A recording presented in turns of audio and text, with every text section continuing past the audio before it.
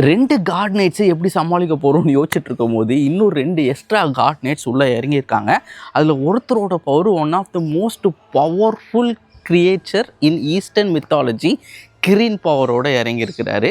So அதெல்லாம் என்ன அப்படிங்கிறத அந்த வீடியோவில் கரெக்டாக பிரேக் டவுன் பண்ண போகிறோம். தமிழ் அனிமே ரசிகர்களுக்கு வணக்கம். வாங்க அதிசயங்களாக இருப்பதும் நினச்சா அனிமே வேர்ல்டுக்கு நம்ம போகலாம். இது One Piece chapter 1140 complete breakdown. போன சாப்டரில் ஸ்காப்பர் கபான் லூஃபியை சேலஞ்ச் பண்ணியிருந்தார் இல்லையா, அங்கே தான் அந்த சாப்டர் ஸ்டார்ட் ஆகுது. லூஃபி கேட்குறான், ஓல்ட் டைமர் உங்கள் கூட நான் எதுக்கு சண்டை போடணும், just give me the key அப்படின்னு சொல்லி கேட்க, ஸ்காப்பர் கபான் லூஃபியை டான் பண்ணுறாப்புல, ஏன் உன்னால் கீ என்கிட்டருந்து வாங்க முடியாதா அப்படின்னு சொல்லி கேட்குறாப்புல. And Luffy hard headed guy when it comes to fight. So அவன் டென்ஷன் ஆகிட்டு இரியா வரேன் அப்படின்னு சொல்லி இறங்குறாப்புல. இந்த டைமில் தான் ஜோரோக்கு ஒரு விஷயம் வந்துட்டு ஞாபகம் வருது. ஒரு ஃப்ளாஷ்பேக் காட்டுறாங்க. இந்த ஃப்ளாஷ்பேக்கில் காலன் சொல்கிறாப்புல, எங்கள் அப்பா ஒரு ஹியூமன், ஒரு பைரட், ஆனால் அவர் வாரியர்ஸ் ஆஃப் எல்பாஃபு கூட பயந்தது கிடையாது அப்படிங்கிற மாதிரி சொல்கிறாப்புல. அண்ட் அதுக்கேற்றார் போலியே ஸ்காப்பர் கபான் கிட்ட லூஃபி எவ்வளோ ட்ரை பண்ணியும் அந்த கீயை வாங்க முடியல. லூஃபி என்ன சொல்கிறப்போனா, just give me the key dude, நீங்கள் கொடுத்தீங்கன்னா லோக்கியை ஃப்ரீ பண்ணிவிட்டு நம்ம போயிட்டு சாப்பிடலாம் அப்படின்னு சொல்ல டென்ஷனான ஸ்காப்பர் கபான் அந்த கீயை ஹாக்கியால் கோட் பண்ணி லூஃபி தலைமையிலேயே போடுறாப்புல. There is the interesting part. Scopper Gaban ஹாக்கியை கோட் பண்ணி லூஃபி அடித்தார் இல்லையா, அந்த டைமில் பிளாக் லைட்னிங் வந்துச்சு. Black lightning denotes conqueror's haki, அதனால் ஸ்காப்பர் கபானுக்கு கான்குரஸ் ஆக்கி இருக்குதுன்னு சொல்லிட்டு நிறைய பேர் யோசிச்சிருப்போம். பட் அப்படி கிடையாது. ஓடா பவர்ஃபுல்லான haki attacks, either it's armament haki or conqueror's haki அந்த டைம்லலாம் பிளாக் லைட்னிங்ஸ் யூஸ் பண்ணியிருக்காரு. It's not consistent with it. So ஷுவராக நம்மளுக்கு தெரியாது இவர் கான்குரஸ் ஆக்கி யூஸரா அப்படின்னு சொல்லி.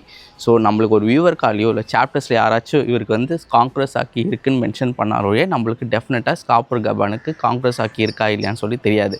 ஒருவேளை இது கான்குரஸ் ஆக்கியாக இருந்தது அப்படின்னா it means that Sanji can have conqueror's haki too, because both are left hand of pirate kings. லூஃபியோட ஸ்ட்ரா ஹேட்டை பார்த்த ஸ்காப்பர் கபான், உனக்கு அந்த ஸ்ட்ரா ஹேட் அந்த ஹெல்மெட்டை விட பயங்கரமாக சூட் ஆகுதுப்பா அப்படின்னு சொல்லி சொல்கிறாப்புல.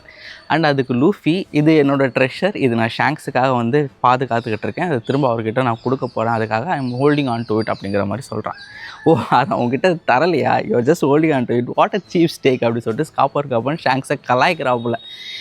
அந்த ஹேட்டை ஷாங்க்ஸ் கிட்ட கொடுத்தது Roger. It's very important to him. And அதை தான் லூஃபி கிட்ட கொடுத்துருக்கான். மொத்தமாக கொடுத்துடல, நீ பவர்ஃபுல்லான பைலட் ஆனவொடனே திரும்ப கொடுத்துருந்தான் கொடுத்தான். ஸோ அதை அவர் இங்கே மென்ஷன் பண்ணுறாப்புல. அண்ட் லூஃபி காண்டாயிடுறான். ஷாங்க்ஸை பற்றி பேசலாம், அவன் சும்மா இருப்பானா. ஸோ அவன் காண்டாயிட்டு பதிலுக்கு பதில் பேச அவர் டென்ஷன் ஆகிட்டு அந்த சாவியை தூக்கி வாயிலே சொருவிடுறாப்புல. சொருவிட்டு அந்த ஆக்ஸ் எடுத்து இவனை வெட்டலான்னு சொல்லிட்டு வராப்புல. அண்ட் ஜோரோ சுதாரிச்சிடறான், ஒரு பவர்ஃபுல்லான அட்டாக் வரப்போகுது அப்படின்னு சொல்லிட்டு. இது எனக்கு எதை ரிமைண்ட் பண்ணுச்சு அப்படின்னா, கைடோ கூட ஜோரோ சண்டை போடும் போது அவன் பவர்ஃபுல்லான அட்டாக் யூஸ் பண்ண போகும்போது பிக் மாம் டாஜ் அப்படின்னு சொல்லிட்டு சொல்லுவாங்க கைடோ கிட்ட. அதே மாதிரியான ஒரு சினாரி இந்த இடத்துல நடந்துச்சு. அவர் யூஸ் பண்ண அந்த அட்டாக்ல அந்த டவர் உடஞ்சி கீழே அந்த அண்டர் வேர்ல்டில் போயிட்டு விடுற மாதிரி காமிச்சிருந்தாங்க.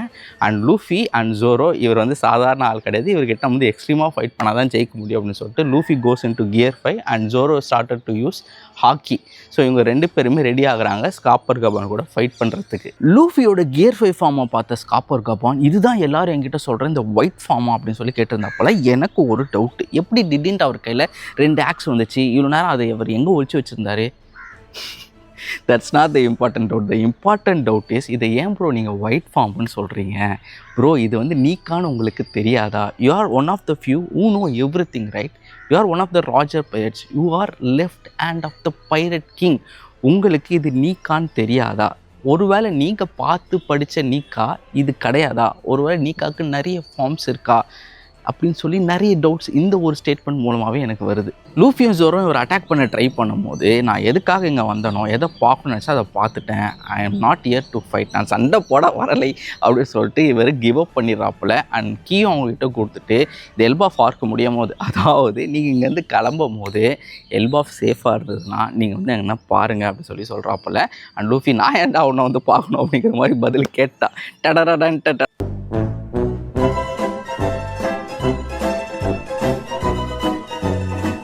கொஞ்சம் யோசிச்சு பாருங்களேன், இவரையும் இப்படி சொல்கிறாரு. ஏன்னா இவருக்கு தெரிஞ்சிருக்கு இந்த இடத்துல ஏதோ தப்பாக நடக்க போகுதுன்னு சொல்லிட்டு. ஈ ஃபெல்ட் சம் ஆமினஸ் ப்ரெசன்ஸ். அதை செக் பண்ணுறதுக்காக தான் கேசலுக்கு வந்திருந்தார்.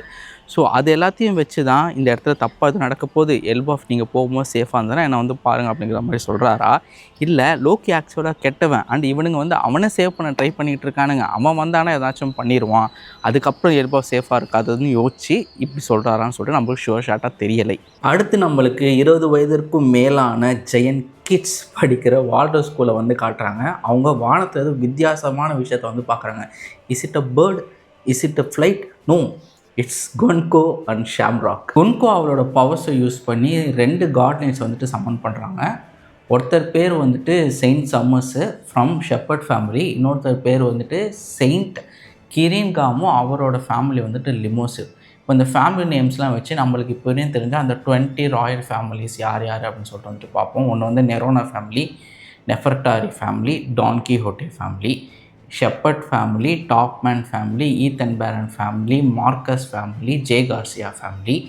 இது இல்லாமல் Figarland family, Limosiv family and Manmayer family. இப்போ வரையும் 11 ஃபேமிலி வந்துட்டு நம்மளுக்கு இன்ட்ரடியூஸ் பண்ணியிருக்காரு ஓடா. இந்த மேஜிக் சர்க்கிளை இவங்க அபிஸ் அப்படின்னு சொல்லி கூப்பிட்றாங்க. அண்ட் இந்த அபிஸில் வந்து இந்த டெலிபோர்ட் ஆகிறதுக்கு இவங்கக்கிட்ட ஒரு மார்க் இருக்கணும், டேட்டு மாதிரி ஒரு மார்க் வந்து இவங்க மேலே இருந்தால் மட்டும்தான் அவங்க வந்து டெலிபோர்ட் ஆக முடியும்னு சொல்லி சொல்கிறாங்க.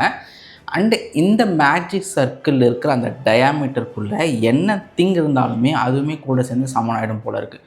ஃபார் எக்ஸாம்பிள் இந்த செயின்ட் சம்மர்ஸ் வந்து இன்னும் ரெடி ஆகாமல் இருந்திருக்காரு. அவர் வந்து ஒரு சேரில் உட்காந்துருந்தார். அந்த சேரும் அவர் பக்கத்தில் இருந்து அந்த வார்ட்ரோபும் எல்லாமே வந்து இந்த சர்க்கிள்குள்ளே வந்து சமன் ஆகிருந்தது. இவங்க இந்த கிட்ஸை கிட்னாப் பண்ணுறதுக்கு தானே இங்கே வந்திருக்காங்க. இவங்க ஈஸியாக இந்த மார்க் அந்த கிட்ஸ் மேலே போட்டு அந்த அபிஸ் மூலமாகவே அந்த கிட்ஸ் இங்கே வந்து கூட்டிகிட்டு போயிடலாம்ல.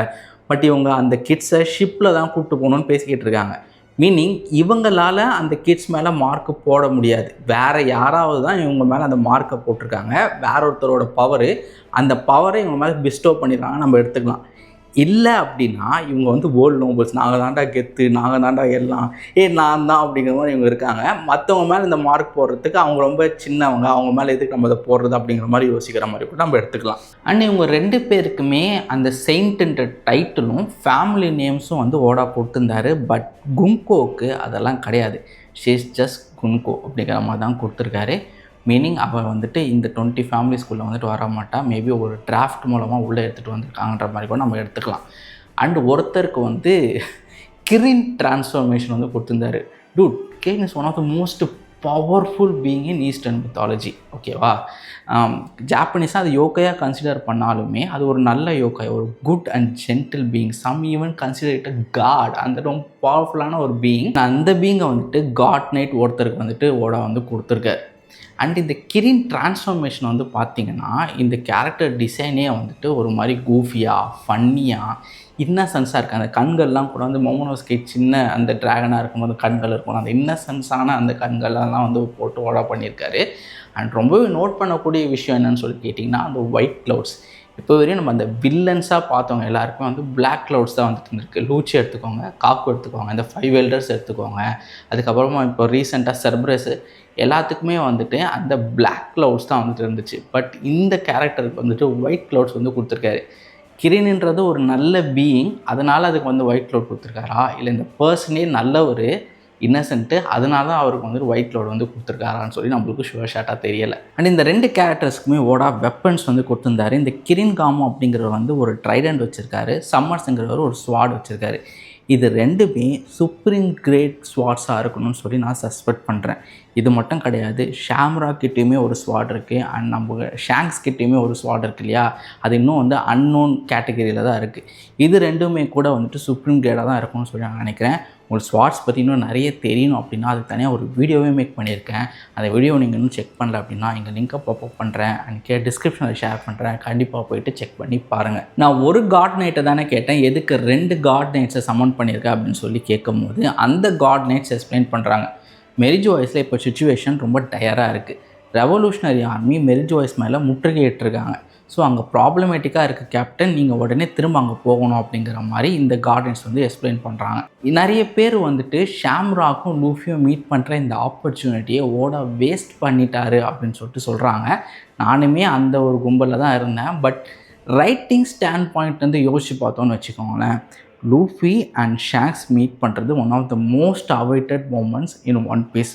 One of the most emotional moment. அந்த மொமெண்ட்டை வந்து ஷாம்ராக்கை பார்க்கும்போது லூஃபி க்ரியேட் பண்ணிட்டான்னு வச்சுக்கோங்களேன். திரும்ப ஷாங்க்ஸை பார்க்கும்போது அதே சுச்சுவேஷனை க்ரியேட் பண்ணால் அது நல்லாவா இருக்கும்? ரைட்டிங் பெர்ஸ்பெக்டிவில் அப்படி பார்க்கும்போது அது நல்லா இருக்காது. ஃபஸ்ட் டைம் பார்க்கும்போது அந்த எமோஷன் எப்படி வெளிப்படும் அப்படிங்கிறத ஹோல்ட் பேக் பண்ணுறாருன்னு நினைக்கிறேன். அதனால தான் ஷாம்ராக் இன்ட்ரடியூஸ் பண்ணிவிட்டு இவனோட பவர்ஸ் எப்படி, இவன் வந்து கேப்டனு இவ்வளோ பவர்ஃபுல் இவன்றதை இங்கே காமிச்சிட்டு அவனை இங்கேருந்து அனுப்பிட்டு மற்ற கார்டன்ஸை வச்சு இந்த விஷயத்தை ஹேண்டில் பண்ண போகிறாருன்னு நினைக்கிறேன். பட் ஷாம்ராக் இங்கேருந்து உடனே போகிறதா இல்லை. அவர் ஒரு கேம் இங்கே கண்டக்ட் பண்ணணும் அப்படிங்கிற மாதிரி சொல்கிறாரு. அவர் எந்த கேமை மீன் பண்ணுறாருன்னு சொல்லிட்டு நிறைய பேருக்கு அந்த ஐடியா ஆல்ரெடி வந்திருக்கும்னு நினைக்கிறேன். பட் நான் எக்ஸ்பிளைன் பண்ண ட்ரை பண்ணுறேன். It's gonna be very hard. World nobles 3 வருஷத்துக்கு ஒரு தடவை அவங்க கீழே வராத ஒரு கண்ட்ரியை சூஸ் பண்ணி அந்த கண்ட்ரியில் ஒரு கேம் கண்டக்ட் பண்ணுவாங்க. இது அவங்க நேட்டிவ் ஹண்டிங் காம்படிஷன் அப்படின்னு சொல்லி சொல்கிறாங்க. அதாவது அந்த கண்ட்ரிக்குள்ளே இருக்கிற பீப்புளை மேன் ஹண்ட் பண்ணி அவங்க எல்லாரையுமே வந்துட்டு கொன்னுட்டு அங்கே இருக்கிற நேச்சுரல் ரிசோர்ஸை எடுத்துக்கிட்டு அந்த கண்ட்ரியை அவங்க கீழே வந்துட்டு கொண்டு வந்துடுவாங்க. இதை வந்துட்டு ஒரு கேமாக இவங்க வந்து நடத்துவாங்க. அண்ட் அந்த கேமில் வந்துட்டு அவங்க ஆல்ரெடி பிடிச்சி வச்சுருக்கிற ரேர் ஸ்லேவ்ஸ் எல்லாமும் வந்துட்டு உள்ளே போடுவாங்க. அந்த நாட்டு மக்கள் இல்லாமல் ரேரான அந்த ஸ்லேவ்ஸுமே உள்ளே போட்டு ஒவ்வொரு ஸ்லேவுக்கும் எவ்வளோ ரேரிட்டி அப்படின்றத பேஸ் பண்ணி பாயிண்ட்ஸ்லாம் வந்துட்டு கொடுப்பாங்க. அண்ட் அந்த வேர்ல்டு அண்ட் இதில் எத்தனை பேர் இவங்க ஹண்ட் பண்ணுறாங்கன்றதை பேஸ் பண்ணி உங்களுக்கு வந்து பாயிண்ட்ஸ் வந்து கொடுக்கப்படும். அந்த ரேர் ஸ்லேவ்ஸ் எல்லாம் ஹண்ட் பண்ணால் ஒரு பாயிண்ட்டு, நார்மல் பீப்புளை ஹண்ட் பண்ணால் ஒரு பாயிண்ட் அப்படின்னு சொல்லி இவங்க எவ்வளோ பாயிண்ட்ஸ் வந்து கேதர் பண்ணுறாங்களோ அதுக்கு ஏற்பட்டு இவங்களுக்கு ப்ரைஸஸ்லாம் வந்து கொடுப்பாங்க. ஒரு சாம்பியனை வந்துட்டு சொல்லுவாங்க. அண்ட் இதுக்கு முன்னாடி இந்த கேம் வந்துட்டு காட் வேலியில் நடந்திருக்கு. அதுதான் காட் வேலி இன்சிடென்ட்னு சொல்கிறாங்க. காட் வேலி அப்படிங்கிற இவங்க கீழே வராத ஒரு கண்ட்ரியை சூஸ் பண்ணி அங்கேருந்த 1,00,000க்கும் மேற்பட்ட மக்களை இவங்க வந்து மேன் ஹண்ட் பண்ணி ரேபிட் ஹண்டிங் அப்படின்னு சொல்லுவாங்க வந்து கொன்னாங்க. அண்டு அதில் வந்து பெண்கள், குழந்தைகள் எல்லாருமே வந்துட்டு இருந்தாங்க. அண்ட் இது அவங்களுக்கு ஒரு கேம். ஏண்டா நிறைய பேர் வந்து அனிமே வந்து ஒரு குழந்தைகள் பார்க்க வேண்டிய விஷயம், அது வந்து கார்ட்டூன், இட்ஸ் ஃபார் கிட்ஸ்ன்னு சொல்கிறீங்களேடா. அவன்கிட்ட இதை காட்டேன். இதை விட டார்க்காக நீ பார்க்குற ஃபிக்ஷனில் ஏதாச்சும் ஒன்று இருந்தது அப்படின்னா நீ சஜஸ்ட் பண்ணி நீ சொல்கிற மாதிரி அனிமே வந்து குழந்தைகளுக்கு வந்து நான் ஒத்துக்கிறேன். இதை விட டார்க்கான ஸ்டஃப்பு நீ பார்க்குற ஃபிக்ஷனில் காட்டு. அவ்வளோதான் கைஸ், வீடியோ முடிஞ்சது. ஏதாச்சும் மிஸ் பண்ணியிருந்தேன் அப்படின்னா கீழே கமெண்ட் செக்ஷனில் வந்து சொல்லுங்கள்.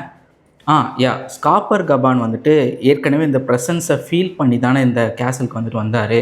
ஸோ திரும்ப இந்த ப்ரெசன்ஸை வந்து ஃபீல் பண்ணி அவர் இப்போ கார்டன் சம்மன் ஆயிருக்க அந்த இடத்துக்கு வந்துட்டு போவாரா, வால்டர் ஸ்கூலுக்கு போய்ட்டு அவங்கள வந்து காப்பாற்றுவாரா அப்படின்னு சொல்லிட்டு நம்ம வெயிட் பண்ணி பார்ப்போம். வேறு ஏதாச்சும் மிஸ் பண்ணியிருந்தேன் அப்படின்னா கமெண்ட் செக்ஷனில் சொல்லுங்கள். இந்த வீடியோ உங்களுக்கு பிடிச்சிருந்துச்சுன்னா லைக் பண்ணுங்கள், ஷேர் பண்ணுங்கள். அண்ட் மறக்காமல் தமிழ் அனிமே கிளப்புக்கு சப்ஸ்கிரைப் பண்ணுங்கள். அனிமேவை பார்ப்போம், பகிர்வோம், பிலிவிட்.